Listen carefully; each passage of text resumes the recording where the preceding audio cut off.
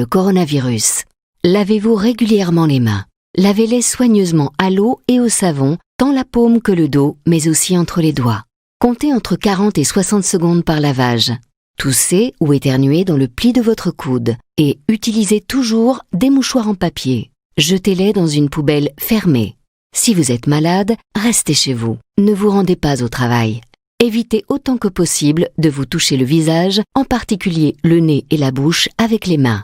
Évitez les contacts rapprochés et évitez les poignées de main. Prenez soin de vous, mais aussi des autres.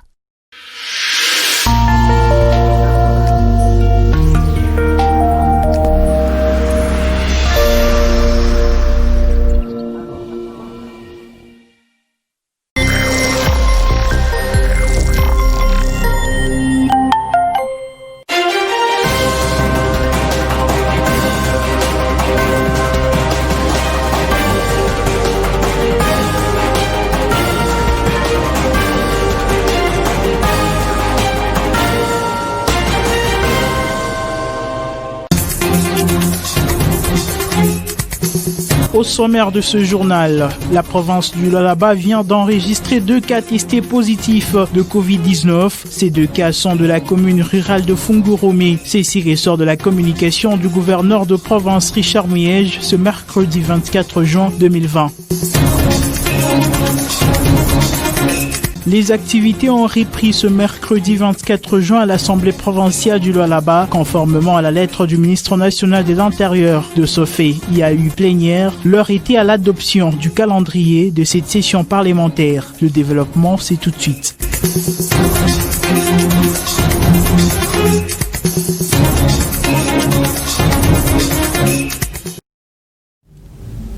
Mesdames, Messieurs, bienvenue à cette édition du journal. Vous l'avez suivi dans le sommaire. Enfin, la province du Lualaba peut être comptée parmi les provinces touchées par le coronavirus. 2 cas de la pandémie ont été confirmés par le laboratoire du Haut-Katanga. Précision donnée par le gouverneur ce mercredi 24 juin au cours d'une communication devant la presse. Suivez.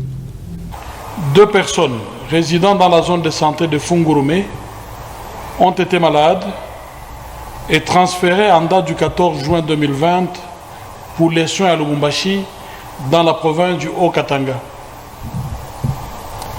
Ayant présenté des symptômes de Covid-19, les échantillons ont été prélevés et transmis au laboratoire provincial de Lubumbashi en date du 17 juin 2020 pour le diagnostic de confirmation de la Covid-19.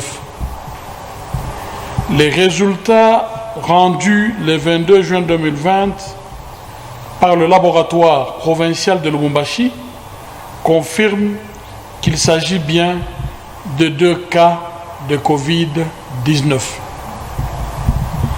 Actuellement, les 2 cas sont sortis de l'hôpital et sont suivis sur le site de la quarantaine de Lubumbashi.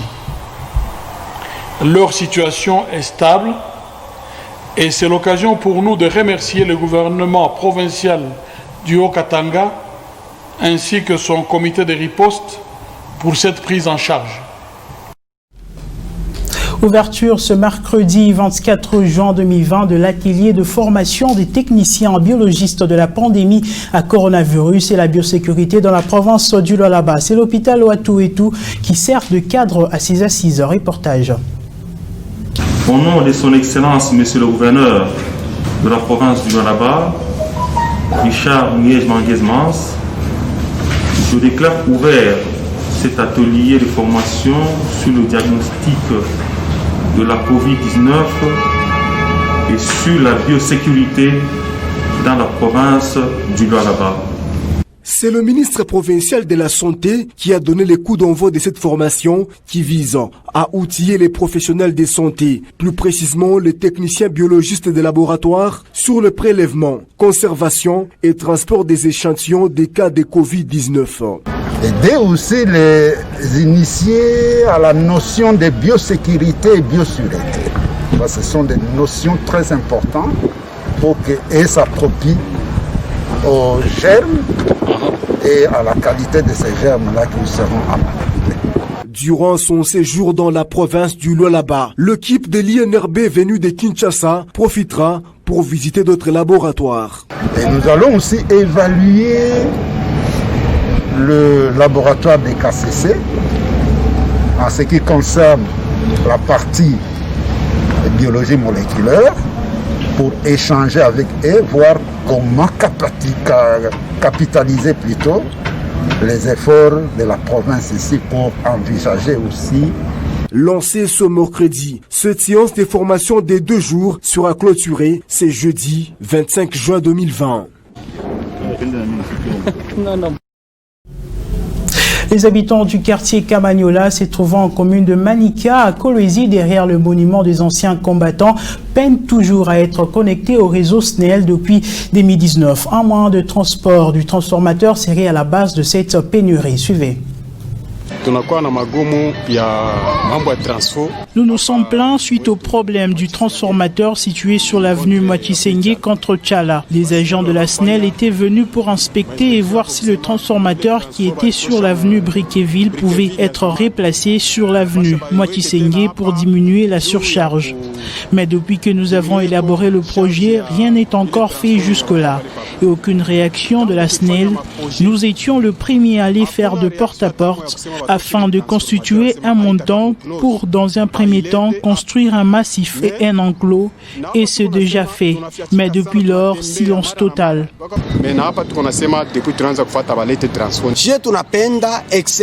Nous voulons que l'excellence Kakwata, comme c'est dans son domaine, qui s'implique en allant voir le responsable de la SNEL pour qu'il nous amène le transformateur pour que nous jouissons de notre. On a cotisé en retour, nous voulons voir le courant être rétabli.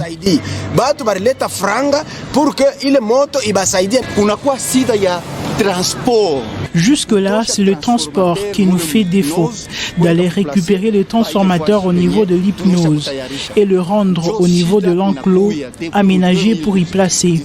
C'est la seule difficulté que nous rencontrons depuis 2019.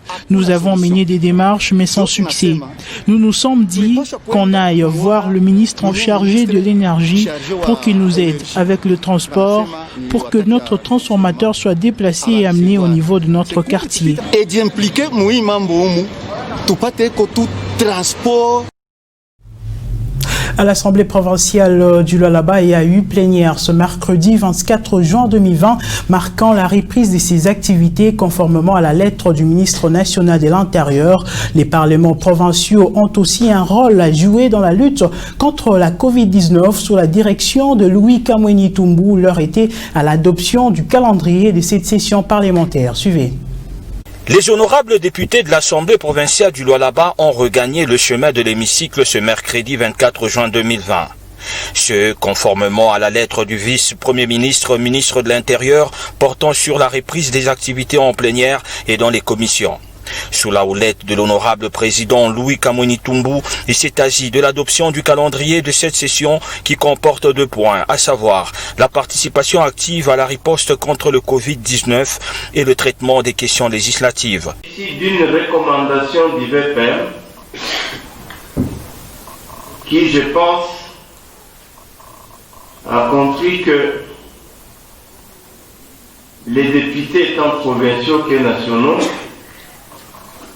ayant des bases à travers le pays peuvent faire bonne marche dans la sensibilisation des populations eu égard à la maladie qui est aussi une maladie du siècle.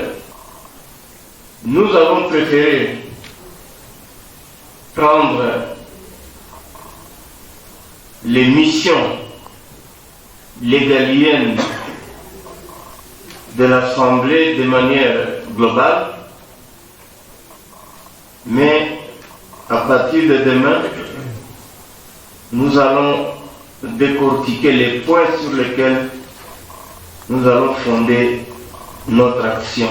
Après quelques interventions sur la procédure à aborder au sujet du premier point, il ressort que le ministre provincial de la Santé, qui est le coordonnateur de l'équipe de riposte contre le coronavirus, est appelé à éclairer la lanterne à ces sujets.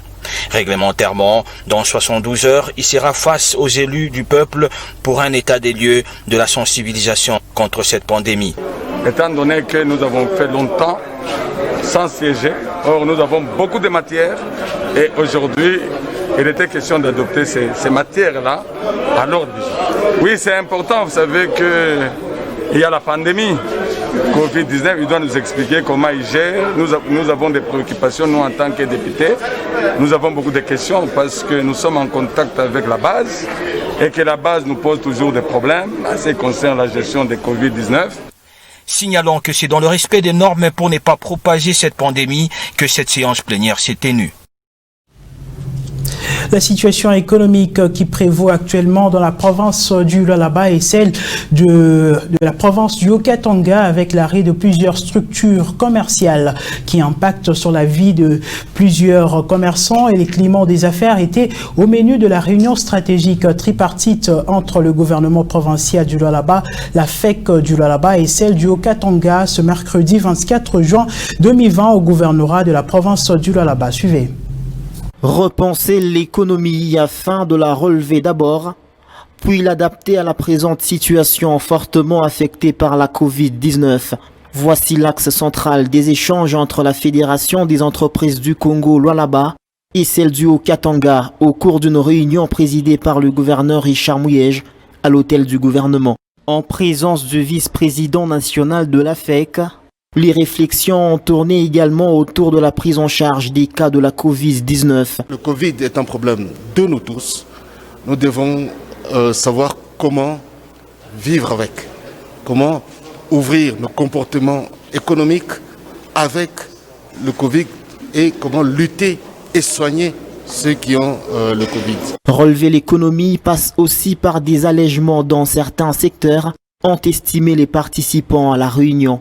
Nous avons encouragé et remercié les deux gouverneurs du Lualaba et du Haut-Katanga pour leur message et surtout leur collaboration, et nous avons encouragé. Nous avons aussi demandé qu'on allège aussi certains secteurs tels que le secteur Horeca, hôtel, restaurant, café, la facilitation du trafic et du commerce tant national qu'international, c'est très important. Plus les camions sortent rapidement, mieux vaut pour notre balance commerciale. Plus il y a des échanges entre les personnes de toutes les provinces, y compris le Haut-Lomami et le Tanganyika, mieux ça vaut pour notre économie. Le vice-président de la FEC a appelé à la solidarité nationale. Selon lui, pendant cette période de crise, les opérateurs économiques doivent se montrer solidaires à l'autorité économique du pays.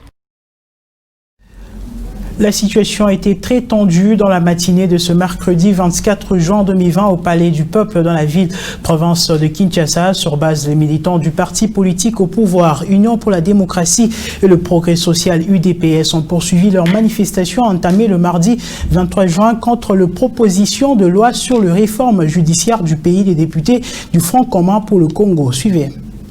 Une vive tension est observée mercredi 24 juin dans les encablures du Palais du Peuple de la commune de Lingwala et Kinshasa. Des manifestants de l'UDPS, le parti présidentiel mécontent de propositions de loi sur les réformes judiciaires, ont barricadé toutes les entrées menant vers le siège du Parlement de la RDC. Ils empêchaient les élus nationaux d'accéder dans la salle de l'hémicycle. Dans la matinée, ils avaient érigé des barrières dans les artères menant vers le Palais du Peuple, principalement le boulevard Triomphal, et dans toutes les entrées de l'hémicycle. De fouilles s'opéraient sur tout le véhicule pour chercher et retrouver les députés membres du FCC qui soutiennent le loi Minaku et Sakata. Pour tenter de dissuader le manifestant, le policier ont fait recours au gaz lacrymogène sans réussir à dissuader la foule qui a finalement accédé dans l'enceinte du Palais du Peuple. 3 résidences appartenant aux responsables du FCC ont été attaquées à coups de pierre par des manifestants, rapportent des témoins mois. Mardi 23 juin, le palais du peuple, siège du Parlement, avait été envahi par de manifestants dans la mi-journée. Plusieurs dizaines de motards ont pris d'assaut tous les abords de l'hémicycle, scandant des chants hostiles au bureau de l'Assemblée nationale. Les manifestants dénonçaient les 3 propositions de loi en cours d'examen à la Chambre basse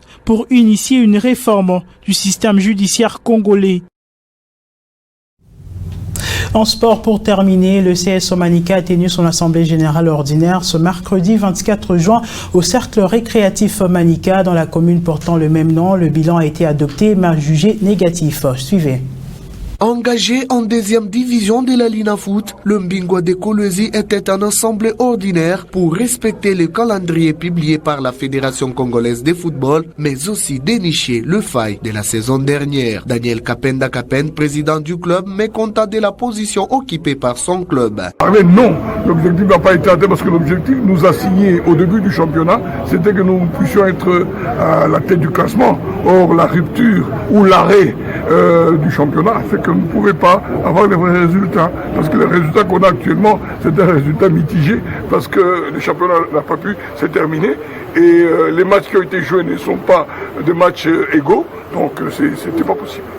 Aubin Fataki, l'homme à cette réalisation cette saison avec le tricolore encouragé par le président, celui-ci lui demande de redoubler les efforts. Du talent, mais j'ai comme l'impression que lui-même ne s'en rend pas compte.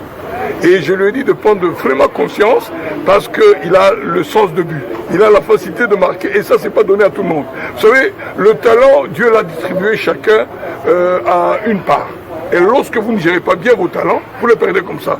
Et je lui ai toujours dit de prendre vraiment conscience de la chose et d'essayer d'arranger sa vie intime. Ça peut lui permettre de faire un grand joueur qui peut nourrir Manika un jour. 4 rapports ont été lus. Les rapports techniques et jugés positifs selon l'entraîneur Ilunga Kabanga. Manika était 2e derrière Blessing avec 33 points. Notre rapport est subdivisé en 2 grandes parties, à savoir 1 de la préparation, 2 du championnat. 1 de la préparation. Au cours de la saison sportive 2019-2020, le staff technique de CES Manika était composé de la manière que voici. Entraîneur Etienne Ilunga Mukadi, entraîneur adjoint Madjer Katouar. Le cercle sportif Manika a livré 17 matchs, dont 8 matchs gagnés pour 33 points. Ce journal est terminé, mesdames, messieurs. Merci à vous de nous avoir suivis. L'actualité reste en continu sur le www.wangu.info. À très bientôt.